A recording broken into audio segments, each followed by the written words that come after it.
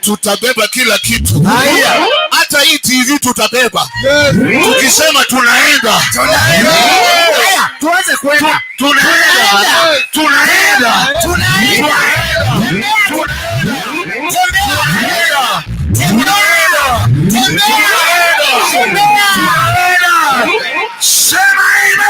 Hallelujah. Musibievu kama SK hapa. Musibievu hapa kama Catholic. Ni watu wa Catholic hawa. Hii ni mashini bwana. Hapana. Si kuna kuanga Kenya Power inakuanga na ile transformer ya phase high volt 3 phase. Huyu ni 3 phase. Na unajua kuna pastor 1 phase. Kuna pastor 1 phase. Wewe niangalie tu ni kama niliua mama yako, mimi siko. Lakini kuna pastor 1 phase na kuna 2 phase na 3 phase. Huyu ni mashini. Amen. Huyu ni mashini. Na leo nataka watu watakao tap kwa hii neema. Time. Oh Jesus. Amen. Nikuchanganya kidogo alafu nipatie bishop. Dan ati hapana. Changanya. Kwani wewe ndio unaua kanisa? Daniel 1:21. Yes. Mtu atusomee. Mwenye ana akili asome haraka.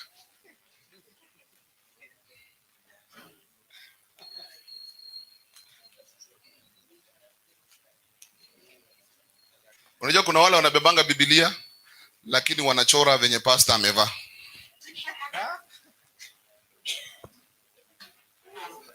Bishop ukitembea katikati ukihubiri unaweza pata mtu anafikiria anachukua notes kumbe anakuchora. Tall, dark and handsome. My dream. Jehovah Nisi. Mtu anakuangalia. Na my sister, let me tell you the truth. Breakthrough yako iko hapa. Breakthrough yako iko hapa. The only thing unahitaji kuweka cover ya surrounding ya ministry yako igrow. Ukiimba hivyo vizuri, wanaume saa zingine wasikiangi sauti. Wanaangalia dera. Wanaangalia wanasema, haka kademu kamesimama. Wanaume semeni amen. Amen. Sasa we maintain the ministry. Mzee na grace. Na mimi hapa popote ninaweza fanya. Ninaweza kuja nikachukua vyombo nikabeba nikafanya chochote. Because ninajua kile amebeba. Na namuheshimu sana.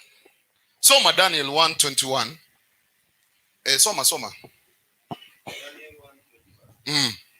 Inasema nini? Endelea. In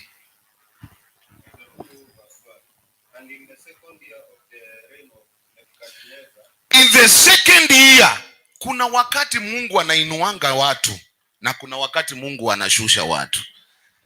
Ni wakati wa hii huduma kupasuka na kuinuliwa. Yes. We nyamaza tu, sina shida. Ni wakati wa hii huduma kuinuliwa. Bishop tukiwa na yeye mzee, tuko kwa nyumba tunafanya fellowship kuanzia asubuhi mpaka jioni. Tuko na yeye saa zingine 2 3 wanaunganika. Hii kanisa ilizaliwa kwa nyumba. Ukweli nakwambia ukweli. Nikiwa saa hizo sina nyumba, nimekuja nimekaa kwake. Ananilisha, ananipatia kila kitu. Na akaniambia tuendelee na maombi. The good thing with Bishop ni mtu wa maombi. Amen. Alikuwa ananiambia akinigongea mlango, nakumbuka hiyo room yangu ilikuwa ya mwisho huko hivyo. Nakumbuka hiyo karumu. Ndio Samia nalala. Ndio Samia unalala. Haki ya Mungu na ukwe jambazi utaona.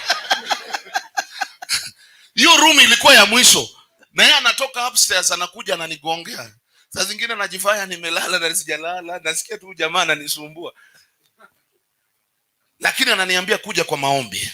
Siku ya leo kile alitamuka kwa maombi ya hiyo masaa na miaka ikutendekea. Hallelujah. Amen. Mbona Mbona hii kanisa inaniudhi hapa? Hii kanisa hapa tu. Nasema hii kanisa hapa. Kile alitamka ikutendekee.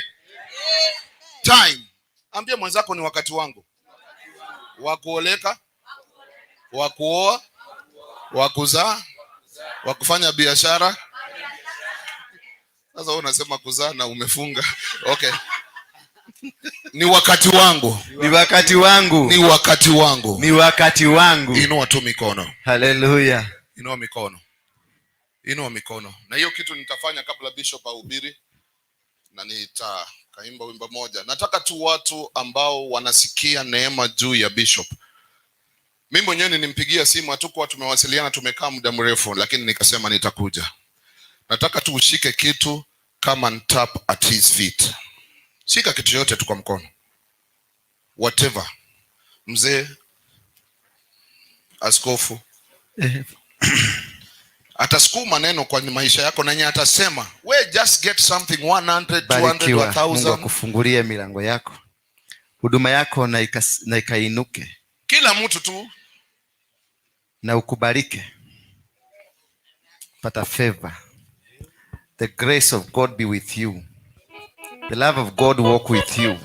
Penye anatamuka ikutendekee. May all the bondages get out of your life. Let your business grow. Let your marriage be comfortable as your business grows. Yes, sir. Maadui wote wako wasambaratike. Yes, sir. Kubarika. Yes, sir. Funguliwa. Yes, sir. Kila mtu chukua kuja. Kubarika. That is your father. Funguliwa.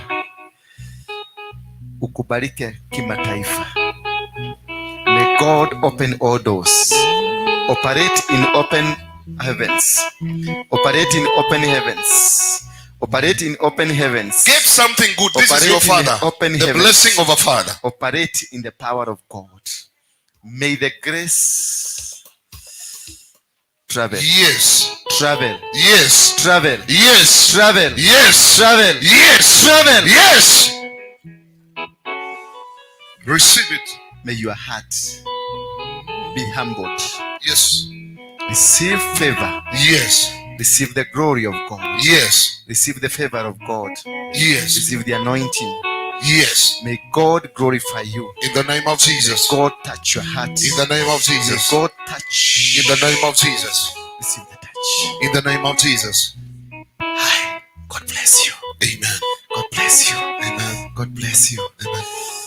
God bless you. Amen. God bless you. Amen. Hallelujah. Thank you. Thank you, Jesus. May God bless all of you as we move. Listen to me. Listen, stop. As you move, work. As we move to a new place of glory, God. As we move to the next glory. May your marriage grow to the next glory. In the name of Jesus. May your business grow to the next glory. Amen. May your ministry grow to the next glory. Amen. Yes. May whatever you endeavor in grow to the next glory. Amen. Amen. Leo ni siku njema, nimemuona Bwana. Leo ni siku njema, nimemuona Bwana. Leo ni siku njema, nimemuona Bwana. Inua mikono sema, leo ni siku njema.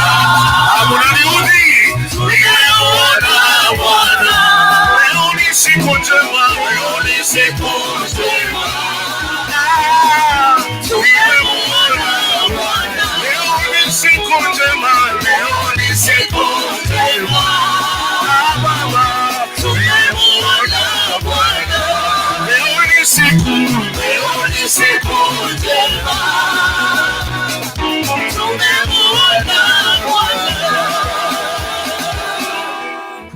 Huyu jamaa amekula wakati mwingi. Kuja tu just say hi. Just say hi. This gentleman amekula wakati yote. Najua namuogopanga sana lakini is my friend.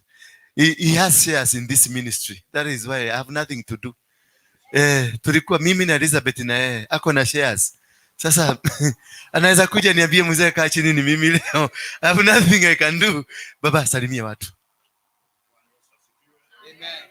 Praise it on. Yeah, pop. Yeah. Hallelujah. Hallelujah. Amen. Praise the Lord. Amen. Yeah, first of all, I would like to take this opportunity to thank Almighty God for yet another moment that is given me to come and worship with you this morning. And I recognize and appreciate the presence of our bishop. Sababu hata nikiwa hapa niko chini yake pia. Hallelujah. Amen. I'll also appreciate all the pastors and all the ministers. Kwa majina, mimi naitwa Reverend Kamale Guyo, nafikiri mimi si mgeni hapa. Professionally, I'm also a trained KDF officer, infantry division. So niko na kazi ngumu, piga shetani, piga Al-Shabaab. But I thank God I've managed. Saa hii niko kule Rwanda, nafundisha jeshi huko, mambo corona tumetuleta huko. Unasikianga ule mtu unasemanga wakiwa parade, warrant officer 1. Yeah, ndio huyo. Sasa usione kwa TV ni huyo. I'm also a trained bandsman, both in Kenya and United Kingdom, and I would like to appreciate this girl. God is going to bless you abundantly. Na hiyo huduma iko ndani yako, usitoe hapa, just do it here. I have a reason why I'm telling you that. Amen. Hallelujah. Hallelujah. A very powerful vocal, okay? Usipeleke huko na huko. Kuna mapepo kule nje. Okay? This place is purified, so you just do it here. Na nitajaribu hata mimi kushirikiana na baba. I'll see what I'm going to do for you, okay? Thank you. Thank you. So, juzi nilinyimwa, I blame you, hata kama ni rafiki yangu, ulikataa kuniambia mambo ya kesha. And I told you, please, I want to come. No. Wacha vita. Najua wewe ni officer. Wacha vita. Sasa fanya hivi. Sunday utakuwa wapi? Siwezi. Utakuwa Rwanda ama Kenya? Nitakuwa Kenya tu. Basi, wewe ndio utatuhubiria Sunday. Okay? Makofi. Sema yes sir. Thank you. So, mshukuru, pokeeni salamu kutoka kwa familia yangu. Tungekuja wengi. Na kuna 4 watakuja kujiunga na kanisa. Asante sana. Sitaki kusema, nitasema wakati nitakuja kuhubiri kwa sababu nilisema nikitoka hapa natoka na baraka. Asante. I'm telling you, kama ungejua yale nimepata tangu nitoke, utashangaa. Wewe kaa hapa tu. Hallelujah. Kuna wasindikizaji. This is not a resting place. Kuja sikiza neno. Okay, vile Yesu alibadilisha maji kawa divai, abadilishe maisha yako. Hallelujah. Hallelujah. Yes, thank you. Exit warrant officer 1. What's are you? When warrant officer? This is my son. Ni ako US na ako Marine. Yes. Praise God. Praise God again. Mebarikiwa leo. Nimekuja tu kusema. Ongea kama jeshi. Nimekuja tu kuwasalimia na kuwapatia kuambia tu mbarikiwe na mkuwe na service poa, na waombea nyinyi wote na wapenda nyinyi wote. Thank you for that. Also ako in the military uko kwa ndege ama? Yeah? Air Force. Huyu naye anaangukanga na parachute. Infantry. Sasa mtajuana zaidi? Yes. Nancy anaenda shule, si ndio? Kanarudi shule, nikatoto kago pia. Unataka kuambia watu aje, wakuombea maji? Praise God. Nilikuwa nimejiintroduce last time. Naitwa Nancy. Niko form 3 and all I need is prayers from you people to be able to succeed and get what I want. Hallelujah. Mpigieni makofi. Lituhubiria. Mliona Daniel amewacha pia story mzuri sana. Yeah, amegrow kabisa, si ndio? Jipigie makofi Dan. Yeah, thank you. Kuna mgeni hapa I want to introduce. Kuja tu, ukatugeithia ndo. She's my friend. Praise God. Kwa majina ni Teresia Wabogo. Naishi huko Kariobagi. Mimi ni mgeni wenu, nimekuja kushiriki na nyinyi. Pia last Saturday I was here. Na Mungu awabariki. Ni kushiriki ama ni kukaa? Amua tu. Ni kukaa. Basi makofi. Hallelujah. Kaeni chini, kaeni chini. Time is not on our side. Najaribu kukimbisa. Pastor Don, Mungu akubariki. Kavaisroi kalifanya kazi in a way. I want to take you through what Pastor Don has said, what ni lieutenant ama ni warrant officer, what he has just said, what Dan taught us in the morning, and what Alice taught us in the morning. I want to summarize it by telling you how to overcome your limitations. Because all that we've been talking about, it is about the limitations that has been controlling your lives, that have been curtailing you from becoming. One of us, yesterday here, I was with my girl, and I found a small thing that has limited her from becoming what she wants to become. Then I told her, what you've done today, you've given me a topic for tomorrow. What Dawn has just come with it is that we are moving from our limitation to our glory. Hallelujah. We are coming out of the limitations that we have. We are coming out from a small room. We are going to a bigger room. We are coming out from the quarrels that we've been always having because we were small people. But now we are going to become many people, and we are going to control and make things work as per what God has instructed us to be. May God bless you. May God anoint you as you listen to what we are teaching today. Father, I thank you. Father, I give you glory. Father, I worship you because of these children that you've given unto me. God, thank you for the word that you've put into me so that I may be able to teach your children and tell them what to do next from this level to another level. In Jesus' name, we do pray and say amen. Somebody say amen. I did not hear you. I did not hear you. I didn't hear you. Hallelujah. That is not your standard. Upgrade your standard. When we say amen, you must say amen while you are smiling. But here you are saying amen as if you've just come from the graveyard. Hallelujah. Amen. Hallelujah. Amen. I want to see smiling faces. Hallelujah. Amen. Yes, that way. I want a vibrant church. I want a moving church. A church, let me tell you, there's one thing Don didn't tell you. They came from worship Acacia in the night. As he was going home after praying, a prayer that was a breakthrough prayer. Went to Saika. In the morning, it was around 5 a.m. What did he meet? He met Mungiki members. And these Mungiki members were carrying squads. Then he was told, they took everything from his house. And he was told to lie down. He was beaten some beatings, and then they took away. But remember, he had come from a 21 days fasting and a very strong prayers, and from Acacia. But don't worry, give me my soul, or you walk out from there. Thank you. Overcoming your limitations. How do we overcome our limitations? We overcome limitation by defeating our offenses. What offends you? What makes you offended? Overcome it by refusing to be offended. Some of us are provoked, and we are provoked. And when you are provoked, you act out of character. You become abusive. You run away from the reality. You run away because somebody has just provoked you.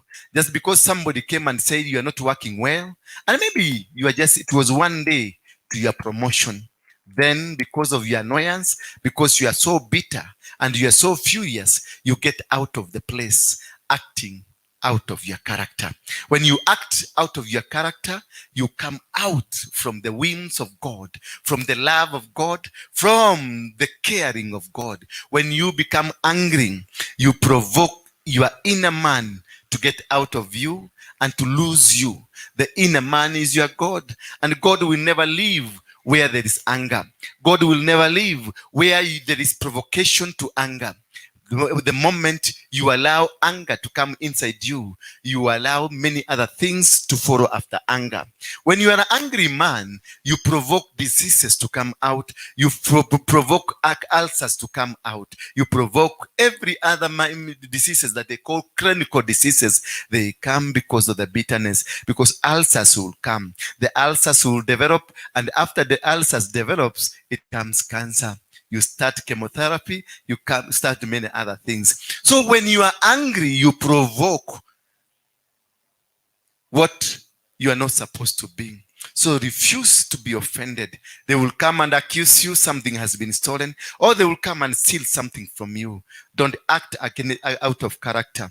Just forgive them, because God loves you. It is God who had given it to you, and it's maybe God is testing you. That is why he allowed it to be taken away, so that he sees how will you treat his children if they misbehave. Sometimes you are given these children so that God looks at our hearts. These people, you are here not because maybe of you, not because of you, but because God wants to test my heart. How will I behave to you? How will I behave to the children? If they misbehaved, if they didn't work, if they didn't stay or do things the way they are supposed to be done, how will I treat them? How will I treat them? Will I kill them? Will I destroy them? Will I manipulate them? Or will I bring them down?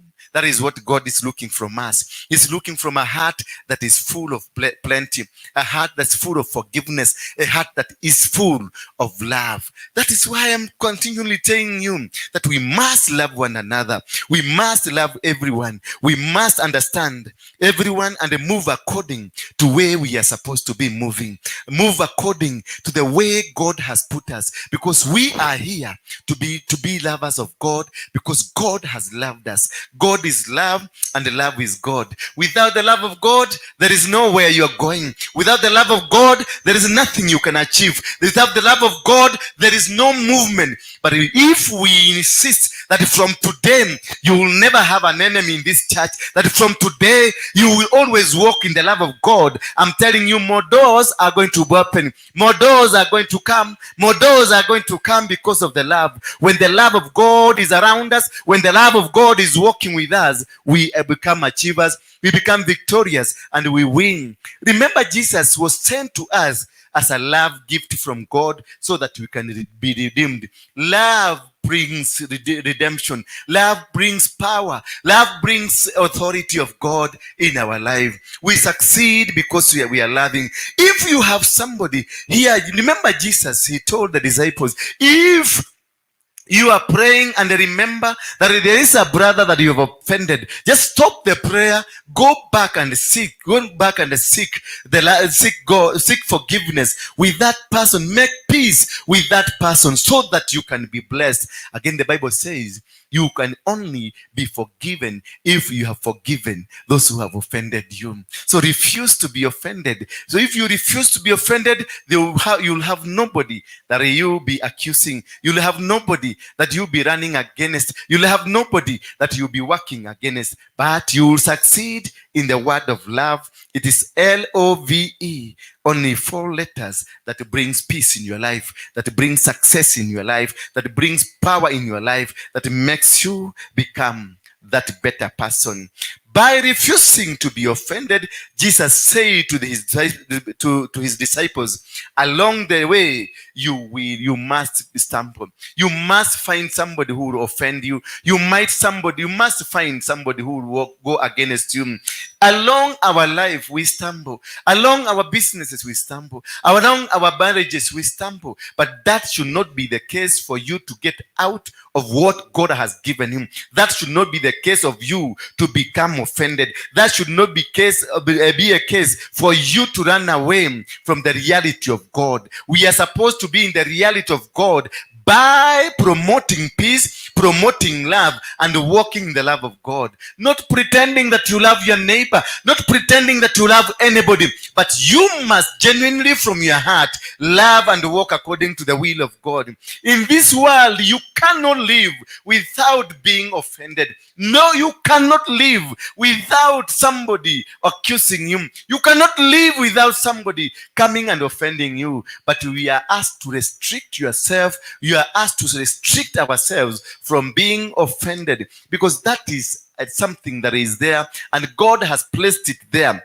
to prove our maturity, to grow us, and to make us overcome. When you overcome the challenge of being offended, God grows you and allows you to get into the next step of the world, into the next step of your promotion, into the next step of your glory. Every glory comes with an offense that is meant to come and stop you from getting to the next offense. So if you find a challenge coming, if somebody came and abused you, somebody came and stole something from you, it is a test you're going through. So don't get offended because you don't know whether it is God that has allowed it. And if it is God that has allowed it, there is a test behind it. And this test is supposed to make you better, to make you grow, to make you succeed. Hallelujah. Praise be the name of God. Do not use your tongue in a bad way, because it is this tongue that has caused the offenses to come. It is this tongue that has caused us to suffer.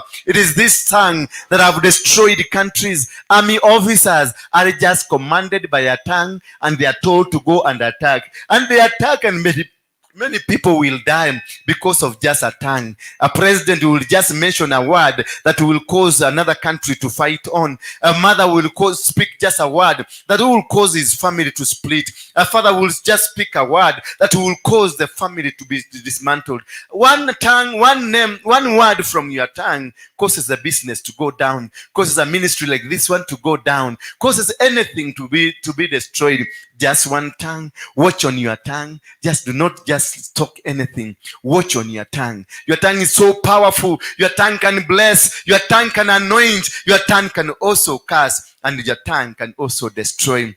Be blessed in the mighty name of Jesus Christ. Number 2, avoid bitterness and anger. When you avoid bitterness, you avoid so many things. You avoid a lot of things that might make you to suffer, might make you to go down. This causes bitterness and anger, causes family to break, visions to die, deaths of friends, and also derailment in whatever you are going through. Because anger will tell you to close down that shop. Anger will tell you to walk out of that marriage. Anger will tell you just abandon that woman. Anger will tell you abandon that man. Anger will tell you abandon that person, or abandon that thing. And maybe perhaps it was just a small burden that God was giving you so that He can see where you are going through. Something you go, maybe I forgot to ask you, I forgot to send you, I forgot to call your name, and then you'll be so angry because I forgot to call your name. And now you'll go and walk out of this church because I forgot to call you. Then when you go tomorrow, that is when people are being blessed, and you find you will not be in the list of the people who are being blessed. That has caused so many things to happen in our life, to happen in our families. Forgiving one another is another number 3. Forgiving one another. Forgiving means giving up the suffering of the past and being willing to forge ahead with far greater potential for inner freedom. When you forgive, you get an inner freedom. When you forgive, you release, you let it go, that which has been stopping you from becoming, that which has always been offending you, that which has always reduced you to be a beggar, reduced you to be that person who does not move according to the will of God. Because when you are not forgiving, remember the Bible says you can only forgive if you are forgiven. So the condition, that is the only That's that's the only thing that has a condition, that for you to be forgiven, you have to forgive. Therefore, if you don't forgive, if you are carrying a person in this church, if you are carrying a person in your marriage, if you are carrying a person wherever you are, meaning that you have an offense, you have grudges, you have so many other things, you are carrying a burden that does not belong to you, but it belongs to the devil. And a person that has grudges over somebody here, if you have a grudge over somebody out there, if you have a grudge over your parents, over your mother, over your father, over your brother, over your pastor, over somebody who is even you are not related, you are carrying a burden on behalf of the devil, meaning you yourself, you are an agent of the devil. If you have somebody here that you cannot speak to, you are an agent of the devil. If you have somebody in your family that you cannot speak to, you are an agent of the devil. If in business you have somebody that you cannot talk to, you are an agent of the devil. Meaning, whether you are Christian, whether you are called Mary, whether you are called Christine, whether you are called Jacqueline or Francis, whatever you call, whether you are a pastor, a bishop, a reverend, whatever you call yourself, but you have a grudge inside you, you're an agent of the devil. Tell your neighbor, I am not the agent of the devil. There are several benefits of forgiveness, and when you forgive, love abounds, love comes. When you forgive, you embrace your neighbor, you embrace somebody close to you, you embrace your brother, you embrace your sister, you embrace your parents, you embrace the society, and then the society, if it is fully embraced, a society becomes a free society, a loving and a caring society. We will not be having somebody who is suffering. We will not be having somebody who doesn't have food. We will not be having somebody who cannot even have a place to call a home or to have shelter. If we were caring, if we are loving, can't we emulate Jesus Christ, who gave his body, who gave his own soul, that he may be crucified, that he may be hanged for you to be saved, for you to be redeemed from the jaws of the devil. We are released from the powers of darkness because of the mercy of God. The mercy of God having given us his only Son, so that whosoever believes in him will be delivered. Just walk just like God has said, because God is love and love is God. Just let us walk according to the will of God. Let's walk according to the love of God. Let's live according to the love of God. And when we have that, then we will be successful people. We will be achieving in anything. When you have love, you conquer your enemies. When you have love, you conquer every obstacle ahead of you. When you have love, you conquer every move of the devil in your life, because the devil uses hatred in your heart to achieve his goals on this planet. If we all loved each other, there could be no guns. If we had love for everybody, there could be no armies. But if we had love for everything, there could be no hunger, because all of us will be sharing, we'll be moving and living in a way that is of good nature that God has given us. God is so powerful, God is so loving, that he has given this life so that we can cherish it. In the book of Mark 11 verse number 22, and when you stand praying, if you hold anything against anyone, forgive them, so that your Father in heaven may forgive you your sin. If you know that there is something that you stand against, if you know that there is somebody that you cannot talk to, you cannot walk with, you cannot move with, you cannot stand with, then you must, before making a prayer, a supplication, or whatever you want to do, you must go back to where these people are, forgive them, and get out of them, so that God can bless you, can forgive you, can anoint you, can make you a better person. May the word of God bless you as we continue. Praise the name of God. In the book of Psalms 32 verse number 1, blessed is the one whose transgressions are forgiven, whose sins are covered. Blessed is the one who transgressions are forgiven. Whose sin, blessed is the one whose transgressions are forgiven, whose sins are covered. If your sins are covered, your transgressions are forgiven, means that the blessings will come. Therefore, blessing is associated with forgiveness. If you don't forgive, there is no blessing. Some of the poorest people we have in this society don't forgive. They have grudges in them. They are so mean. They are misers. People who cannot even deliver anything from their life because they are misers. They have a heart that is so difficult. They have a heart that is full of complication. A sick heart, a heart that cannot forgive, a heart that cannot accommodate, a heart that cannot walk with others. If you find that you don't walk with others, then your transgressions are not forgiven and you will never receive any blessing. You can't receive any blessing. You will walk with the people, you will see them being blessed as you go home without anything. At the end of the day, you say these people are using you. At the end of the day, you say these people are misusing you. But it is not the people who are misusing you. It is the unforgiveness nature that is in you that has killed you. So forgive that father. Forgive that husband. Forgive that son. Forgive that neighbor. Forgive that person that has always been a thorn in the flesh in your life.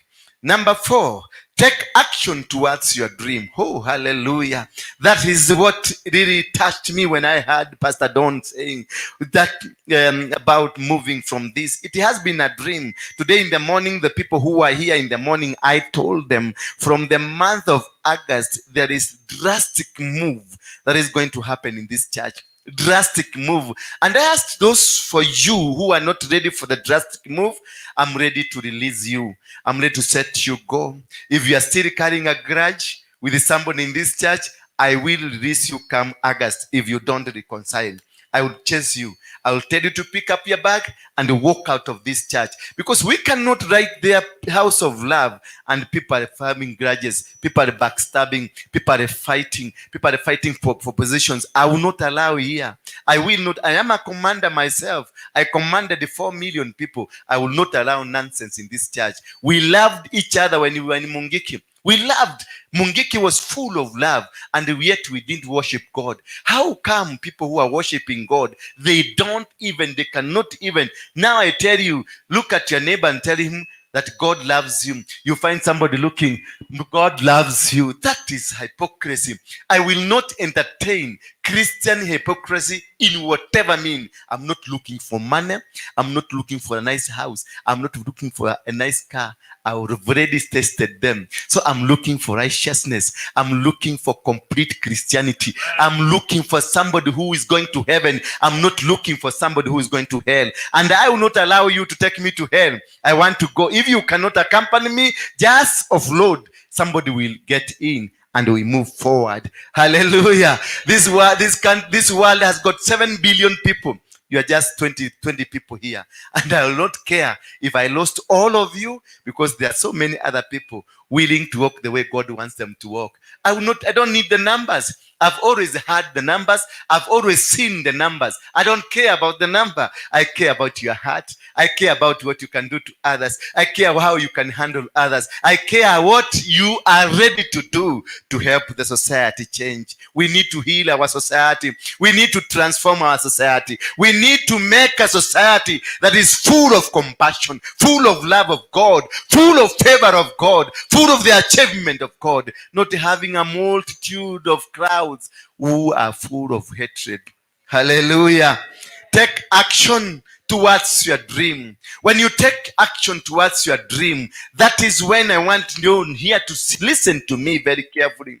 Surrounding you by you taking action, it's by surrounding yourself with big dreams. If you find the person you are walking around with has a small dream, abandon that person, move to a person that has a big dream. If that person is not helping you to move from one place to another, just drop that person. Having a friend that is coming to drain you abandon that person. Having a friend that is not adding any value in your life, just walk out of that person, because they will not help you. They will not move you to another level, because those are the people whom every time you sit down, you start discussing people, you start saying so and so is doing, you start backstabbing people, you start destroying ministries, you start destroying families, you start destroying moves, and everything you do is a negative move that is of no value. So surround yourself with the people who will move you to the next level. Surround you with the people who will make you achieve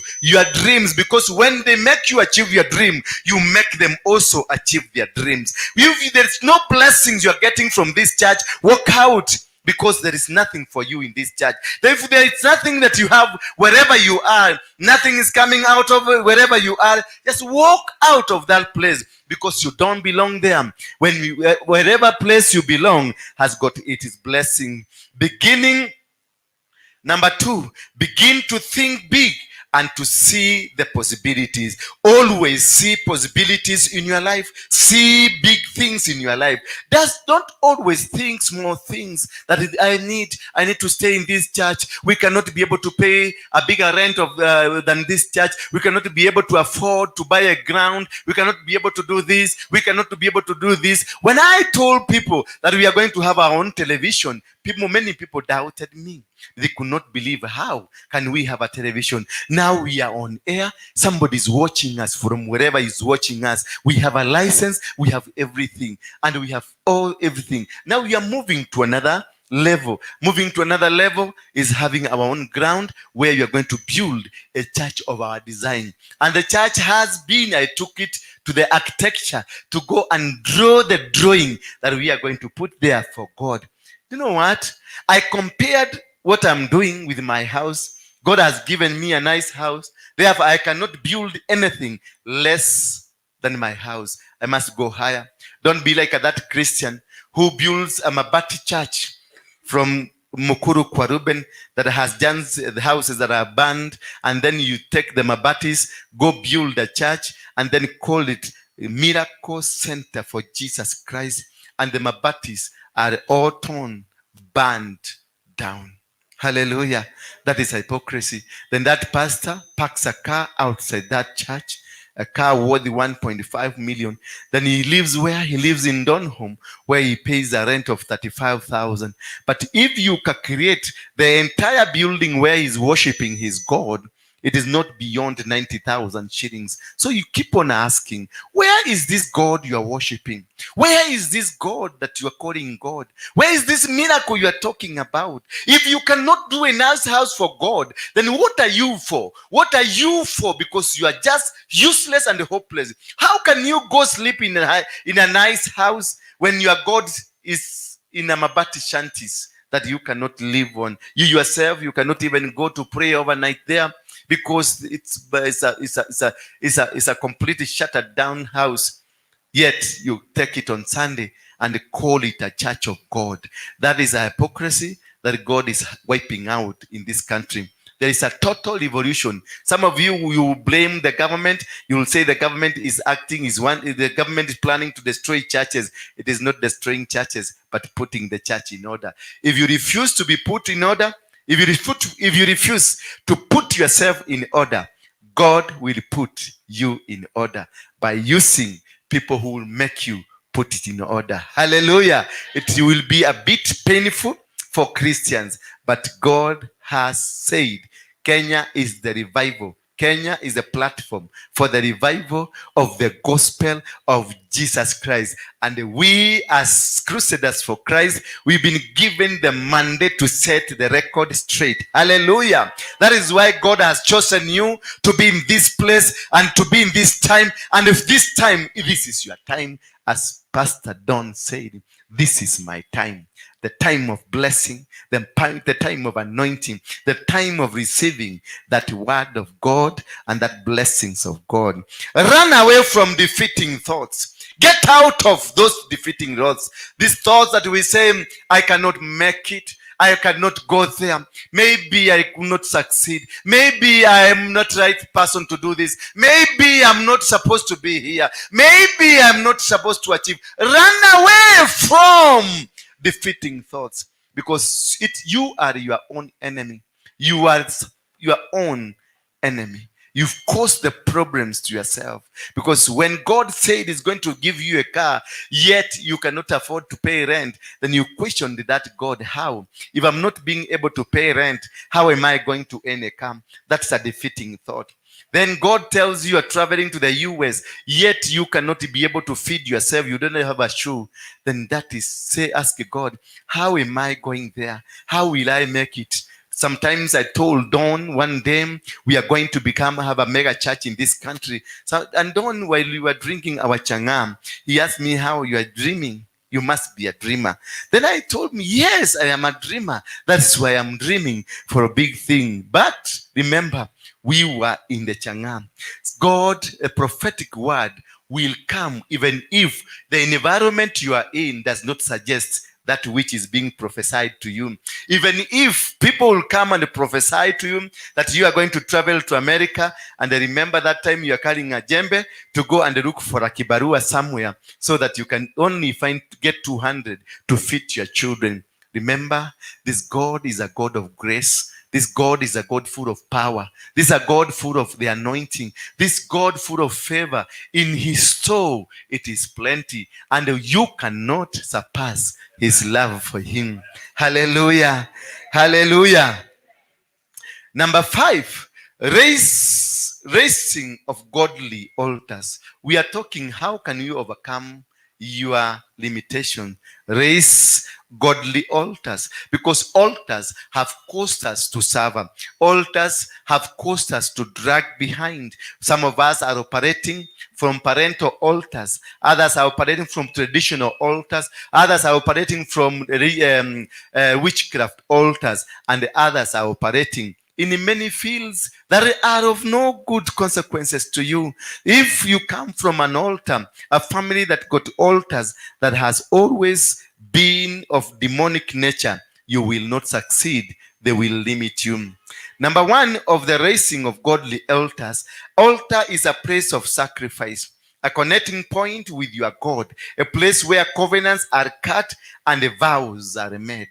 That is where you make a covenant with your God. That is where you make a vow with your God. That is where you relate with your God. That is where you go and sit and talk to God, because it's a holy place. It's a ground for you to succeed. All through altars, successes come. Through altars, you win every battle. Through altars, you conquer every move that is ahead of you. You remember when Abraham raised an altar in the book of Genesis 28, verse number 16 and 18. It is, let's have a look at it. Genesis. I'm a bit moving faster today because of time. I don't want to keep you, and it was long for me. Chapter number 28, verse number 16 and verse number 18. The Bible says,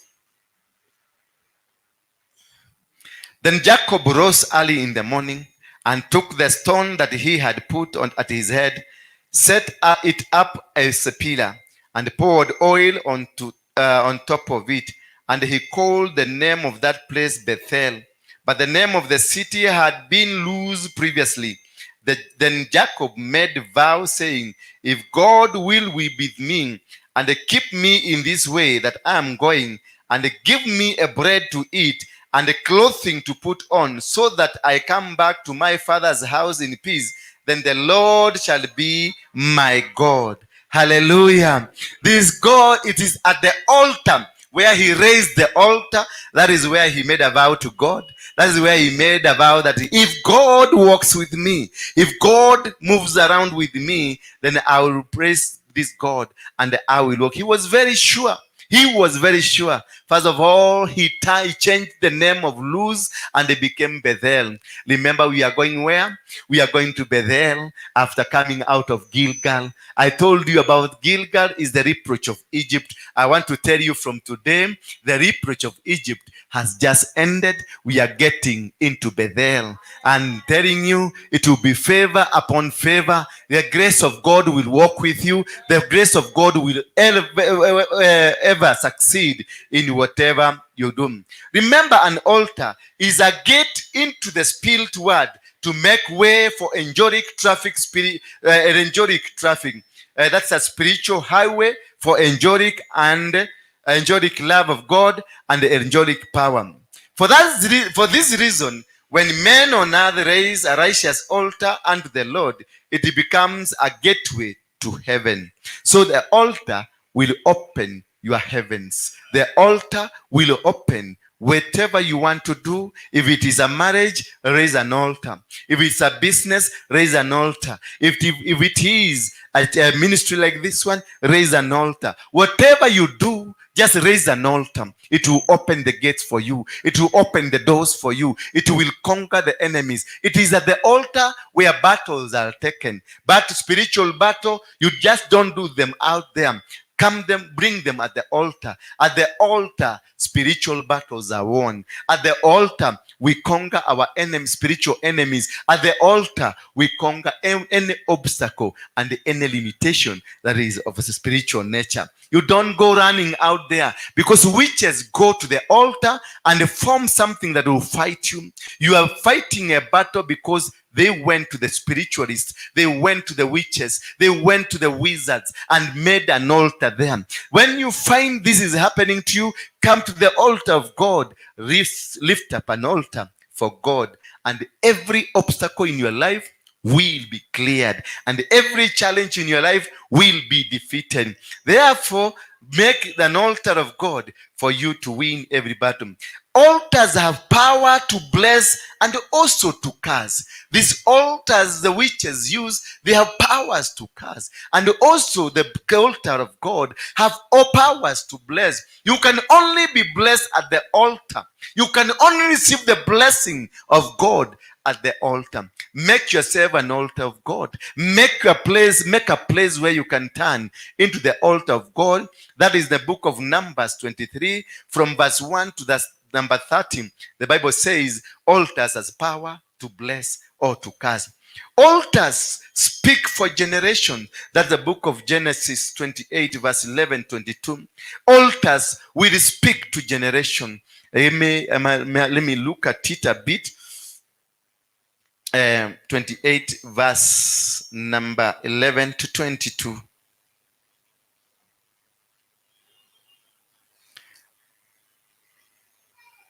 Let's look at just verse number 21. So that I come back to my father's house in peace, then the Lord shall be my God. And this stone which I have set as a pillar shall be God's house. And all that you give me, I will surely give the 10th to you. Everything, that is where he made a vow to God that anything you give to me, I'll give a 10th back to you. How many of you give a 10th back to God? Even if it is 10 bob, you need to give 10 cents here. Even if it's 5 shilling, you need to give 50 cents here. Even if it's 10 million, you're supposed to give. No, sometimes we Christian, what we do is something that is disturbing, completely disturbing. When you have, God gives you 100 bob, it is easy for you to give 10 bob.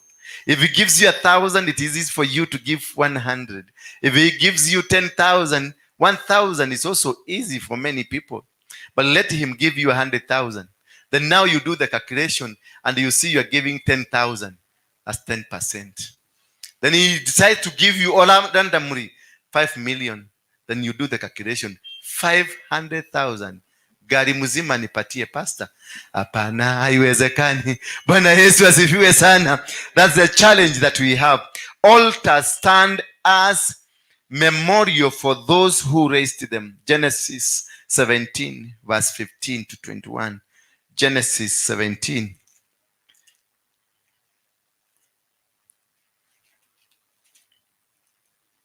Genesis 17, verse 15 to 21. Then God said to Abraham, as for Sarai your wife, you shall not call her name Sarai, but Sarah shall be her name. And I will bless her, and also give you a son by her. Then I will bless her, and she shall be a mother of nations. Kings of peoples shall be from her. Then Abraham fell on his face and loved, and said in his heart, shall a child be born to a man who is 100 years old? And shall Sarai be who is 90 years old bear a child? And Abraham said to God, oh, that Ismail might live for you. Remember, altars is an memorial. God told when after as Abraham raised an altar, it became a memorial where God spoke to Abraham and told Abraham that from today, Sarai will not be Sarai, but Sarah, a blessed woman. That from today, you will not be called Abram, but Abraham, a blessed father. That generations, kings and kings, will come out of what I'm going to give Sarah. Therefore, it is a memorial until today when we say God blessed Abraham. It is a memorial until today we say Abraham is the father of all nations. That is why we live, we walk, stand according to the blessings of God and walk according to the love of God. For you to succeed, you must destroy the old altars and then build new altars. That is the book of Judges 6 verse 25 all the way to verse number 13. You must be able to destroy the old altars for you to move to another level, for you to come out of the life you are in, for you to come out of your parents. You must destroy the altars of your parents, then raise new altars for your life, raise new altars for your generation, raise new altars for your business, raise new altars for ministry. When you come from the ministry that you are in, you must destroy the altars of the previous ministry. Then you get into a new ministry. You make a covenant and you make a vow with the people and with God that you are moving into a new covenant and a new vow. Praise be the name of God. Some of us are suffering because we had connectivities. Some of us who are married and we have divorced and still we are still clung to the life that we used to be. You must destroy the altars because your husband is an altar, your wife is an altar. You must destroy the altars of your husband. You must destroy the altars of your wife and then start afresh. If you must start afresh and then move forward. If it is a business, you got out of another business. You must, because that business is an altar, you must destroy the altar of that business and then build a new altar for the new business for you to succeed. You must be free from anything that might hold you back. You must be free from any power that can control your life. You must be free from any force that might be surrounding you. Maybe that name of your father. You may be saying, I am a daughter of so and so. I am a daughter of I'm a son of so and so. That is an altar. Your father is an altar, and your father could be holding an evil altar. You need to destroy every altar that speaks from your father. Then raise your altar so that you can become free from any manipulation. You can become free from anything that can hold you back. Because some of us, we are held back because by our parents. Some of us are held back by our former boyfriends and our former girlfriends. Maybe you had a boyfriend, Christine, and this boyfriend, when you were in school, you promised and vowed to this boyfriend that I will never leave you, I will never forsake you, I will die for you. Now you're not living with a boyfriend and you made a vow. That is your husband. That's the husband that is recognized in heaven. The first man you met in life, that is your husband. The first woman you met in your life, that is your wife. If you have not broken the bondage from that person, you are still linked because you made the first vow. The vow that you make first, that is the vow that is recognized in heaven. That is where most of us, we are suffering with our marriages because we have second or third wife or fourth wife. Because some of us, we have had several wives, we have had several girls, we have had several women. And these women are existing, and we made soul tie, sexual tie, and a spiritual tie. So we are tied to them that we started with. And the first vow, it is the vow that is recognized in heaven. Not the second, not the third, not the fourth, but the first one made. And maybe this you did when you were in class 3, class 4, or class 5. And you swear that little boy. And so to some of us, We used the pin that we used to have. Then we pierced our finger. Then we will tell somebody, ramba damu yangu, naunda ramba ya mwingine. Those days we did that. That's a blood covenant. It is existing. It is there. That is why maybe your wife is in Mombasa at Kongowea and she's a mad woman, or even carrying mizigos there, and you are in Korogocho living there, moving from one house to another house, because the woman in Kongowea is crying for you as you are crying for her. So there will be no peace between you two. Maybe perhaps I'm somebody's husband, and that woman is in Mombasa. She's struggling. I come to a church like this one, and then I give an offering. I tell God, give me my wife. I do not specify. I don't say, give me Mary. I don't say, give me Wanjiko. I said, give me the rightful wife. Nipatie mke ambaye ni wangu. Bwana Yesu asifiwe sana. Sasa hapo inakuwa nini? Mungu anaanza kufanya search kutokana na sacrifice uliyotoa. Inafanya search mahali huyo mke wako aliko. Huyo mke wako ako Kongowea, ameolewa na mzee mwingine huko. Huko kunaanza kutokea vita, maana search imeanza. Yule mwanamke lazima atoke huko akuja kutafute, ndio muweze kupatanishwa, because the covenant is existing. Hallelujah. That is why you see nowadays we have a lot of family breakages. We have a lot of divorces. We have a lot of things that are happening in our life because you had a guy that you were in primary school, and that guy is in Mombasa worshiping. Is a real worshiper. He's asking God, when will you give me my right wife? Then God will search, and maybe you are holding on to me. Then commotion will come. We separate. Then you go to Mombasa, moving around. Then you meet akua yule mtu anabeba mizigo. Alafu ndio Mungu akuconnect, anakugoga, unaaguka, unamwambia wewe, kwa nini unanigoga? Then mnaangaliana, unasikia the heart ina quip, unasikia kikoro kinapiga, unasikia na kimundu kiu ni githaka nikina gikono ni githaka mwathani agocwo. Ugacoka gukana guku kwanyu mathiko gigoka mathiko na ugathi mathiko mangi na guku gatondu mugatungana kona giki kimundu kira ndonire Mombasa. Okay, how are you? Ngwonete ku ni ngoragwo Mombasa ku hau Kongoya. Oh, ni waningire na murigo okay, you might to give me your number. Niko maidiko he number.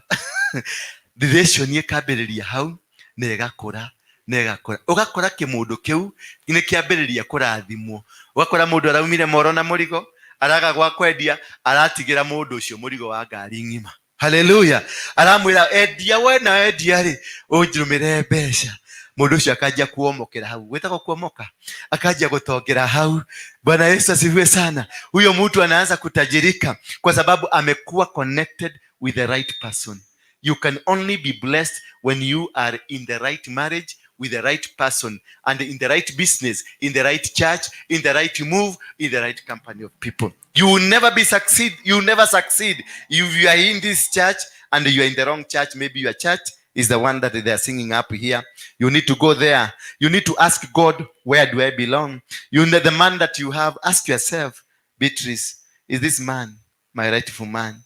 If you have, are you in the right place? You must be in the right place. When Uzziah died, when King Uzziah died, I saw the Lord. He only saw the Lord because it was the right time, right place, right move. Hallelujah. It must be right.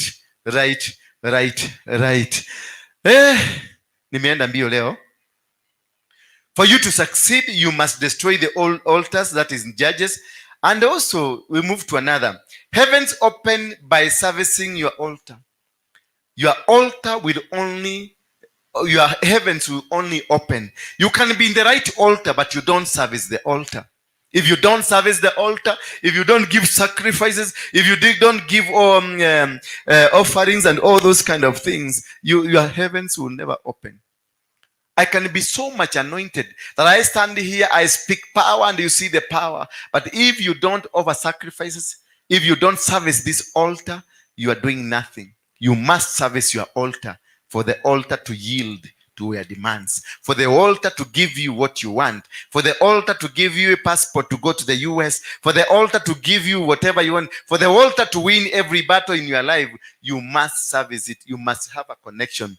The sacrifice offers a connection between you, the altar, and your God, because altar is a place of worship, is a place of connection. If you only come to this church and then go back home and expect some miracles, no miracles.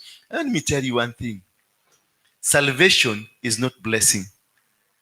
Those are two different things. You can be saved, you can be a pastor, you can be a prophet, a nice one, speaking powerful words, speaking powerful moves, making powerful moves, but very poor. Hallelujah. Hallelujah. So getting saved, it's connecting yourself to Jesus Christ. But getting blessed, you must connect yourself with the altars.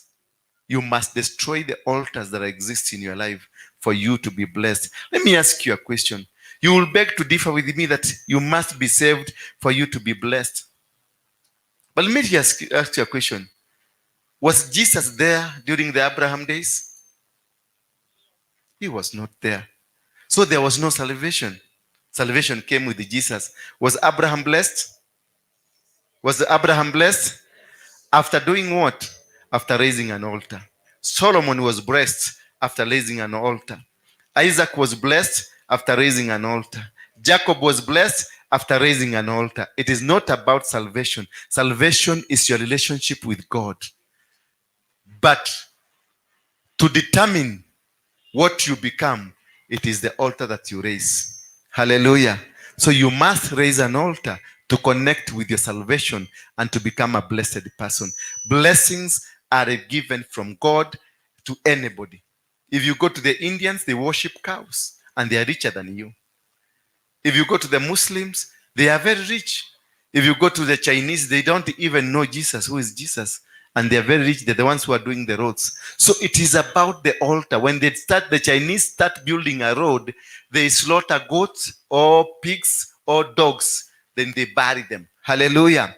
They bury them as they start with the road, because that is the altar they have raised. And that is the altar that will speak as they do the business.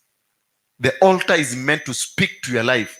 The altar is meant to speak to your blessing. It has a connection. That is where you see the children, the people who worship the devil, they give out their children and they buy cars, they own factories, they own big things, because it is not about salvation, but about what altar did you give.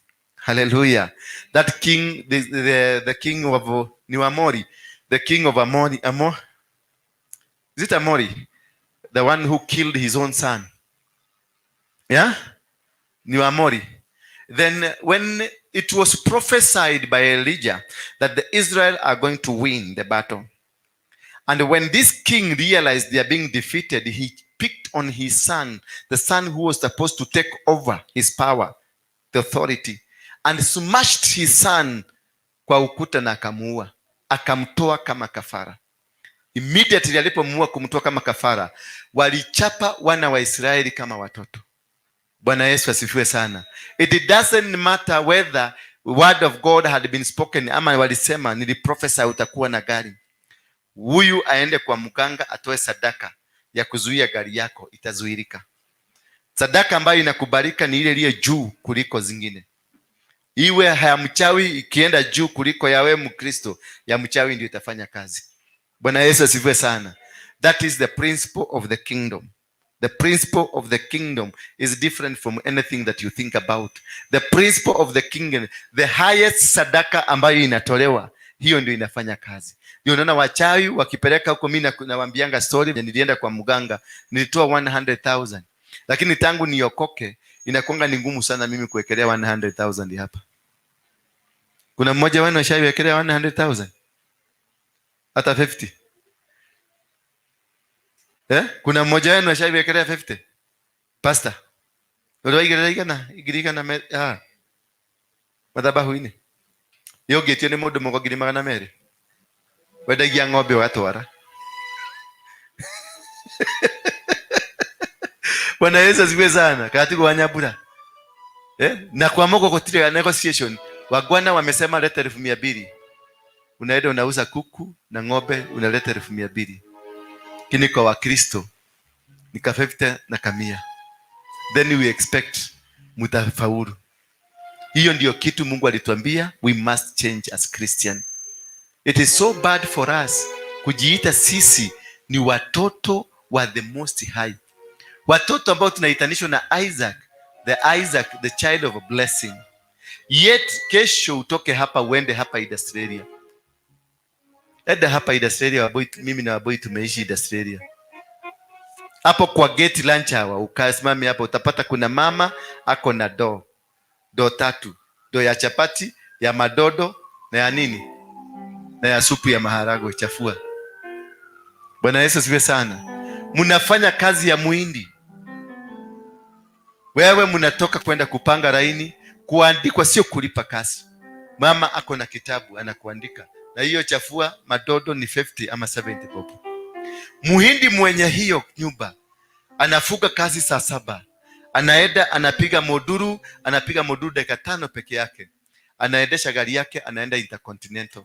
Intercontinental anaitisha sahani moja ni shilingi 3,000. Bwana Yesu asifiwe sana. Sahani ya plate is 3,000 shillings in some places and other places in 5,000 shillings. Amepiga moduru 3 minutes na amemaliza. Allahu akbar. Allahu akbar, anafanya hivi. Iramini rawazara hivyo anamaliza. Anaenda. Wewe wa Mungu mkuu.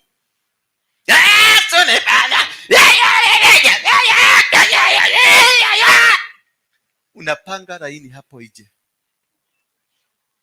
Kuandikwa kitabu 70 bob. Saturday ndio utalipa. Na Saturday hakuitishi, anaenda kwa muhidi. Huyu amekula hii, huyu amekula hii, huyu amekula hii. Ukikombiniwa kampuni msima ile mlikula ni sahani moja alikula Intercontinental. Who is more blessed? Who is more blessed? We must change the narrative. Hawa ni watoto wa mtoto ya maid. Bwana Yesu asifiwe sana.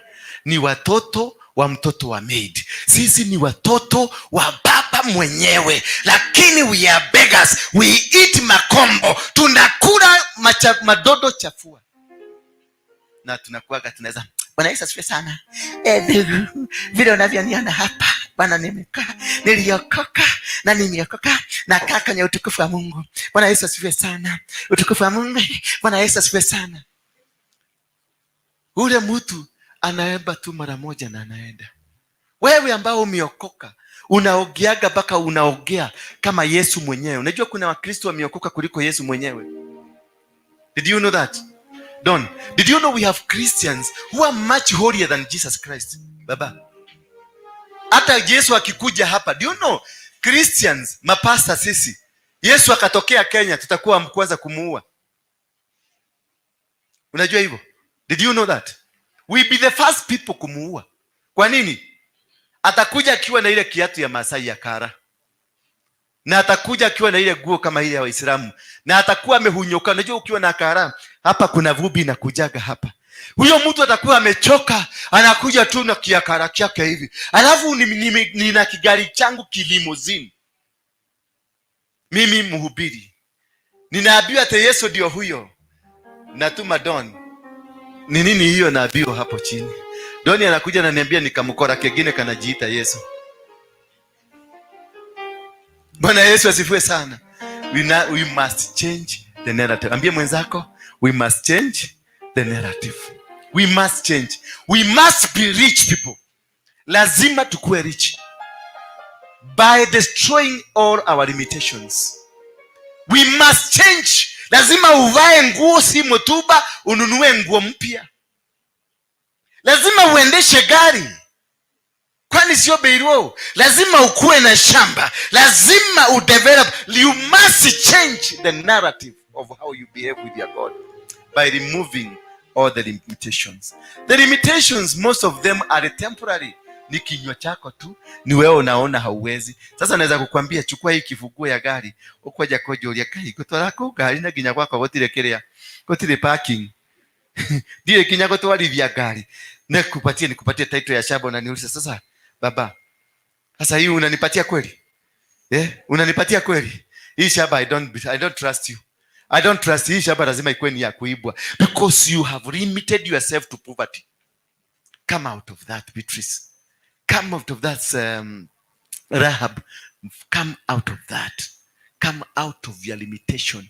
Believe that you can fly today to go to America and it happens. Believe that you can own 100 acres and it happens. Believe that you can own a car and it happens. Believe that, because we are told just to believe and God will perfect it. Just believe and God will make it come to happen. So don't worry about what the situation you are in. Don't worry about how you are now. This is a temporary condition that God is preparing you for what you are supposed. The Bible says, I have given you dominion to dominate everything that is existing on earth. He has given you dominion to own everything. He has given you dominion to have the power and authority. And if you find you don't have now, it is because you have not realized your dominions. Hallelujah. If you don't have that what you want, it is because you have not connected yourself with the dominance of what God has given you as a dominion. You've not established yourself as a son of God. You've not established yourself as a man that is anointed, a man that has power, a man that comes from Abraham. You got the Abrahamic favor and Abrahamic grace. If you don't have it, come on, the Abrahamic favor and grace is not with you, because you have limited yourself.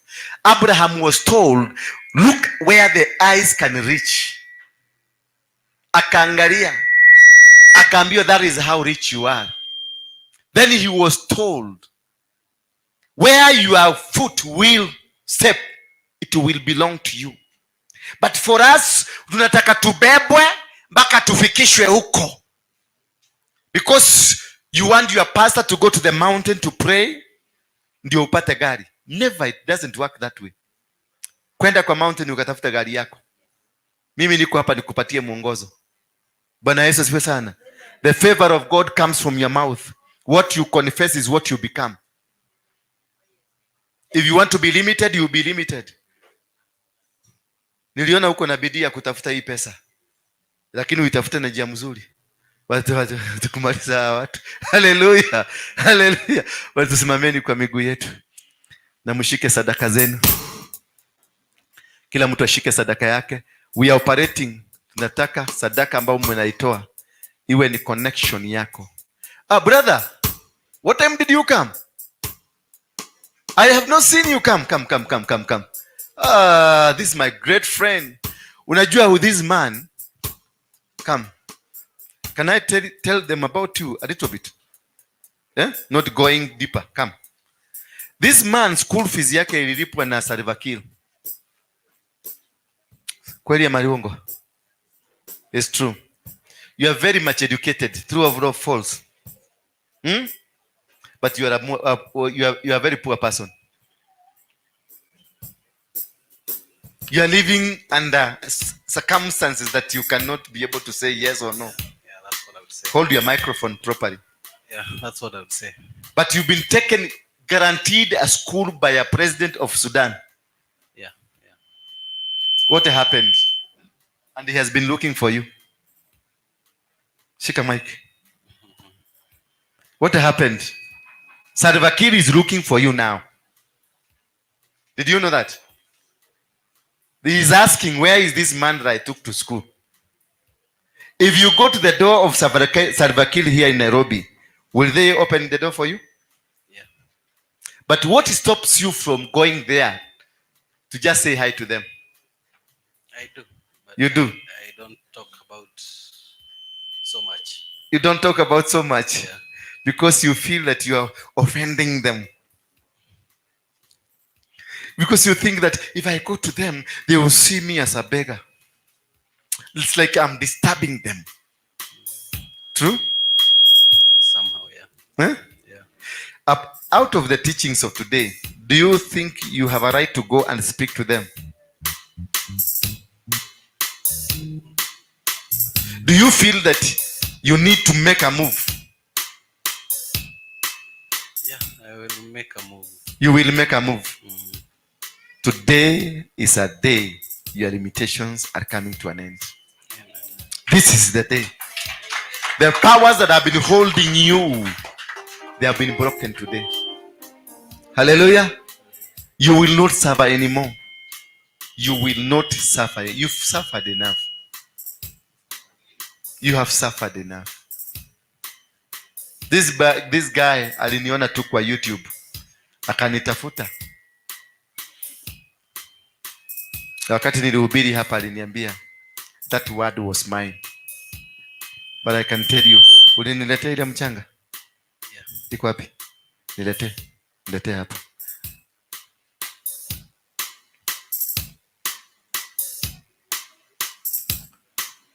Kuna nguvu kwenye michanga.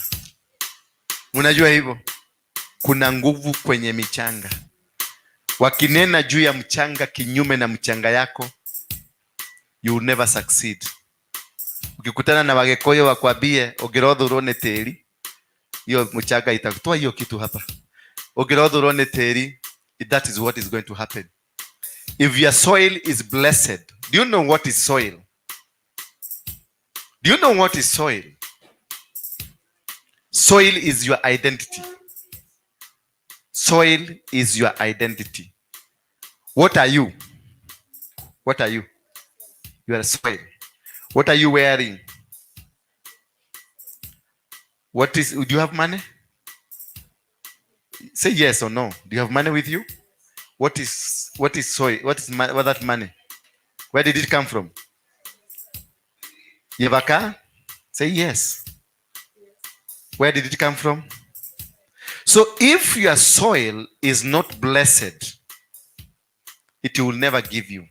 If you read in the book of Jeremiah, verse 22, verse 29, they say, O earth, O earth, O earth, write this man down. The word from the Lord.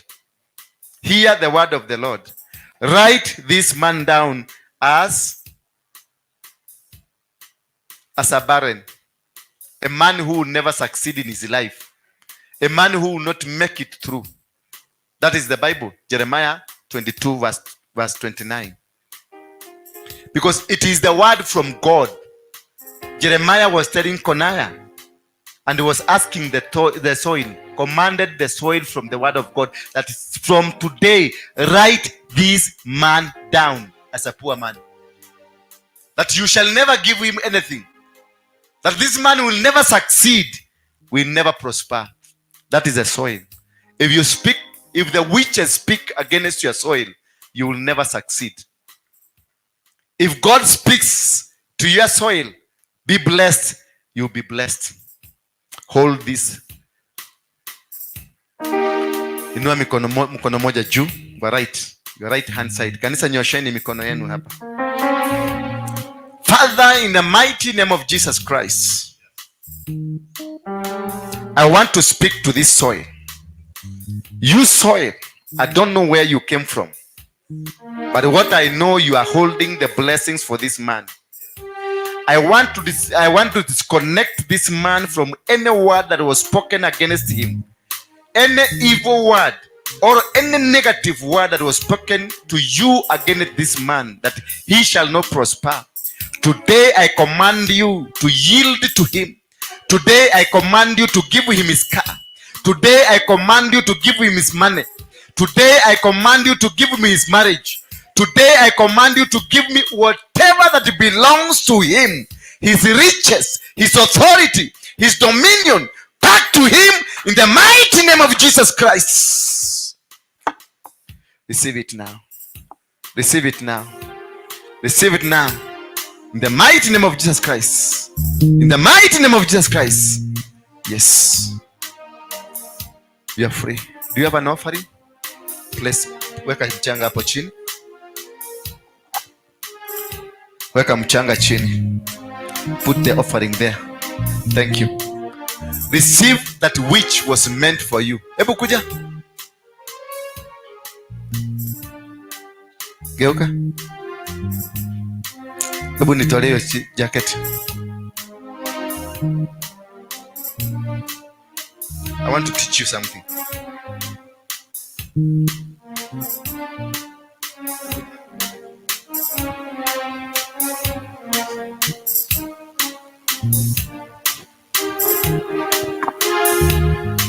What is this? What is it? Huh? You get it? What is it? Just let us educate others.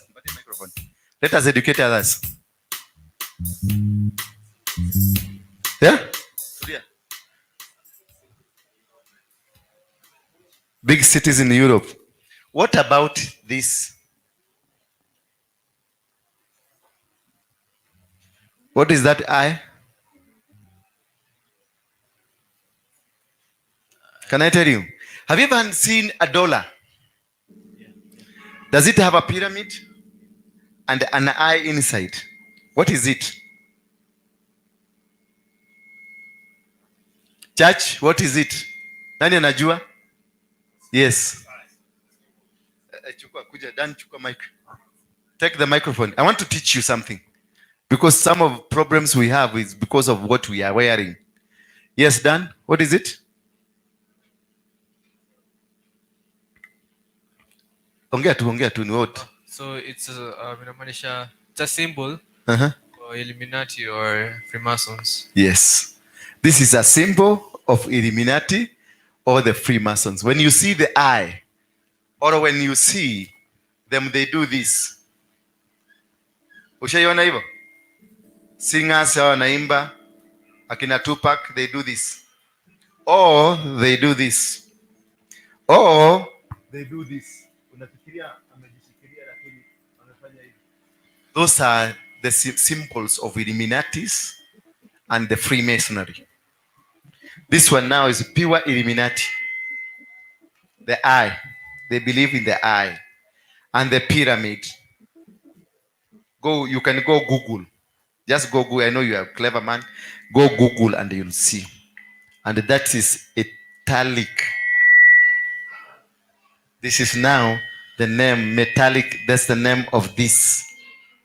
And the operation of the cult within the Illuminati. Kuna bantana zingine zinafungagwa na kinadani. Unazijua?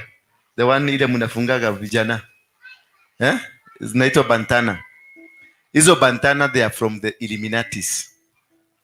Also unaweza nunua t-shirt imechorwa jicho hapa. That is for Illuminati. The other one, maybe a cobra, a snake inachorwa hapa. So whatever you do, unakuwa una-operate within the limitation of what the intention was. Because this is not just a painting. Huyu mtu hakukaa tu akafikiria wacha nichore jicho. Hapana, alikuwa na inspiration of something. The clothings we wear and the rings, hizi zinaweka hapa na pete. Go Google, utaona pete za Illuminati na misaraba ya pastors. Kuna misaraba cross ya Illuminati. Just go Google, utaona msaraba wa Illuminati venye unakaa na msaraba wa Kikristo venye unakaa. Utaweza patiwa vitu kama hii. Give me hizi miwani zako. Watu wa Illuminati they are very clever. In here, kwa hii kitu kama hii, watacoil nyoka. Saini ya nyoka kwenye hapa ama hapa. Meaning forever, macho yako haiwezi ikapona. Na ndio wanatupatia medication. Watu wanajiita. Inaitangwa jii, inatupatianga misaada.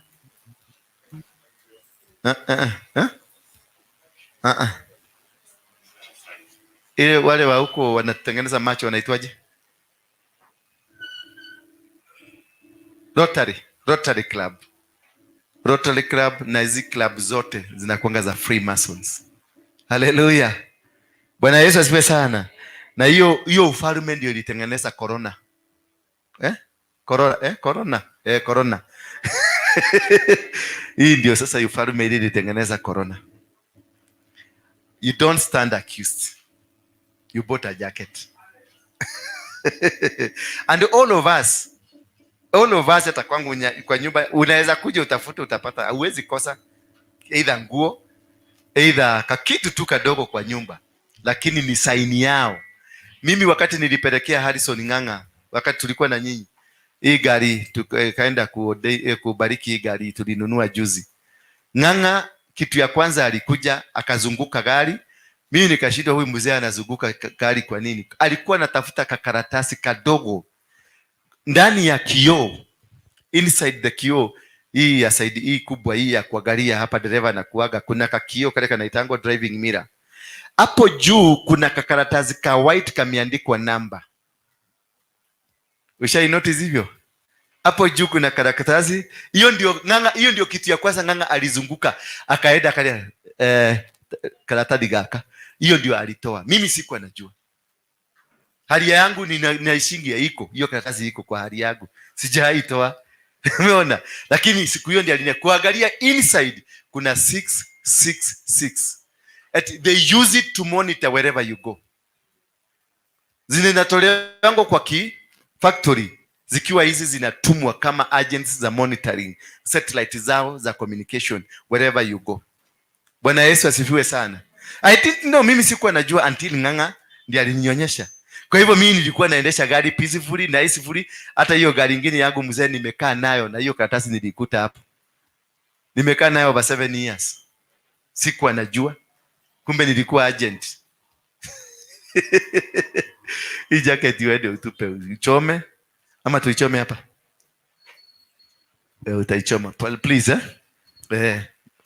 So, hii ndio vitu nataka tuwe tukielewa. Watoto wenu, kuna rings wanachukua kama hizi. Wanaenda, wanaletewa tu. Unakuta kuna agent kwa plot. Anakuja ananunulia mtoto yako karing, kamugathe tu. Kumbe ni connection. Sasa unaanza kuota ukikibiswa na manyoka, ukifanywa mavituko, ukikunywa, mtoto anakuwa kichwa kuchamuka na mwili inachamuka. Bwana Yesu asifiwe sana. Bwana Yesu asifiwe sana. Next time I'll be teaching you about those signs. How you can easily find them. Ukiangalia kwa dola. The dollar imeandikwa in God we trust, but hapa upande kuna hiyo pyramid na iko na jicho. Nilikufundisha nikawaambia juzi. Lakini hiyo tuachane, hiyo ni ya watoto ni wengi hapa. Leteni sadaka zenu hapa. Tuendelee mami.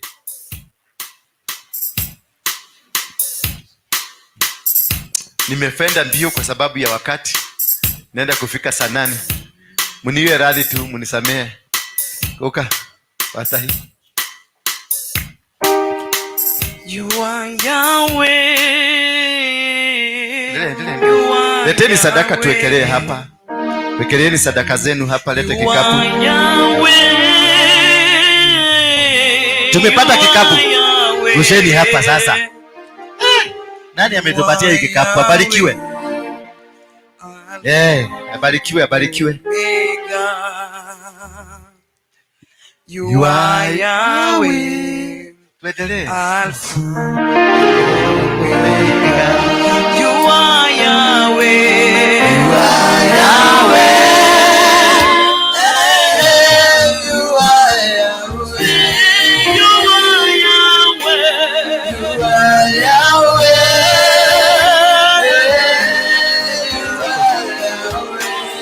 You are Yahweh.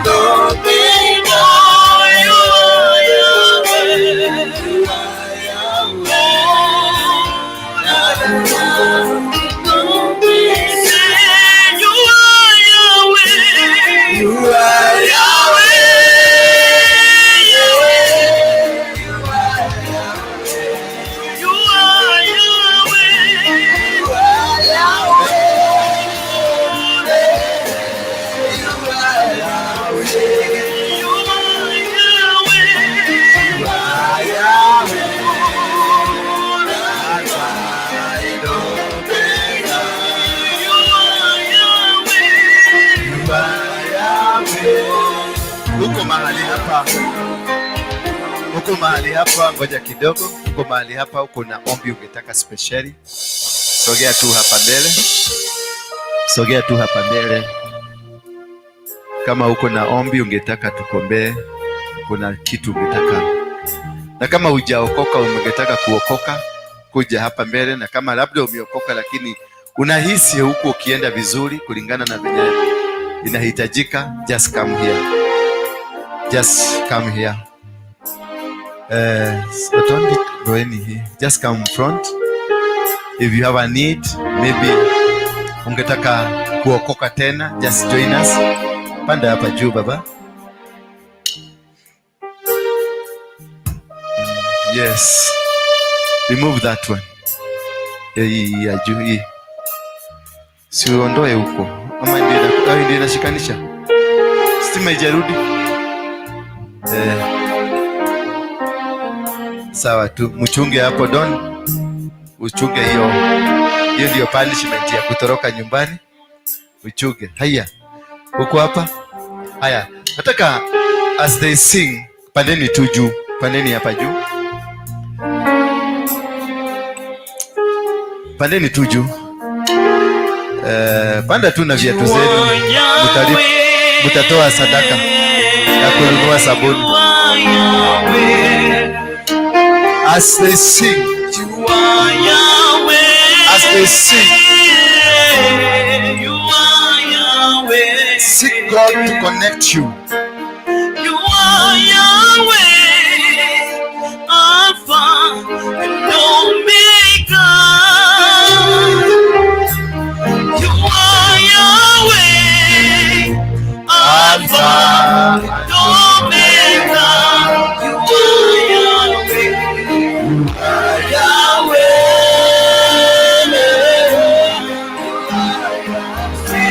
You are Yahweh.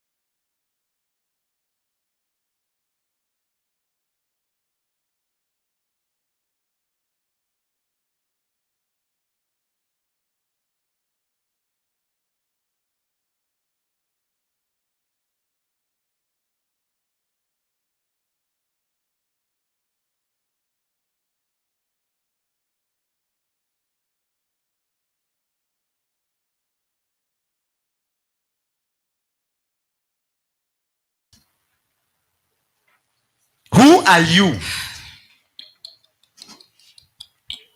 I command you in the mighty name of Jesus Christ. Who are you?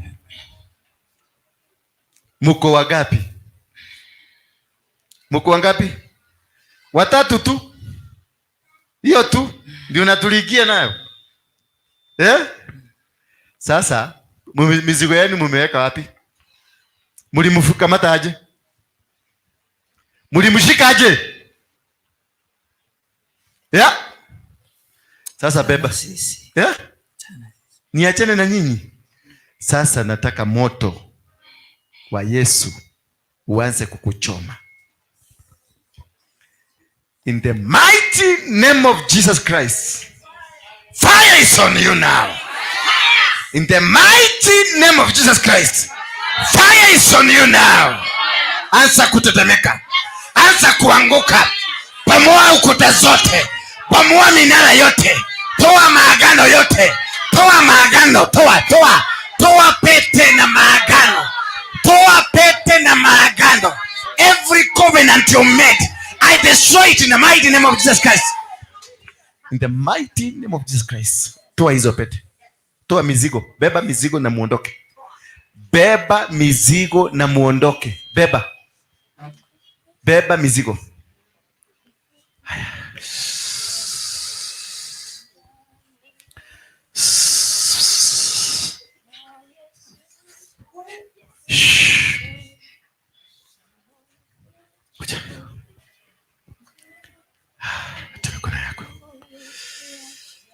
Baba, kumbuka huyu mama.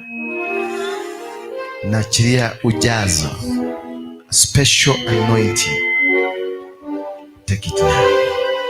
Take it now. Take it now. Take it. Take it. Shake it, Baba. Baba, what's your name? Anna. Are you saved? Yeah? You want to be saved. Who else want to be saved here? Nani mwingine anataka kuokoka? Inua tu mkono wako juu. Kuna msichana, inua mkono wako juu. Ninakujua. Inua mkono wako juu kwa sababu Mungu amesema. Inua tu, ni mama, is a lady. Inua mkono juu.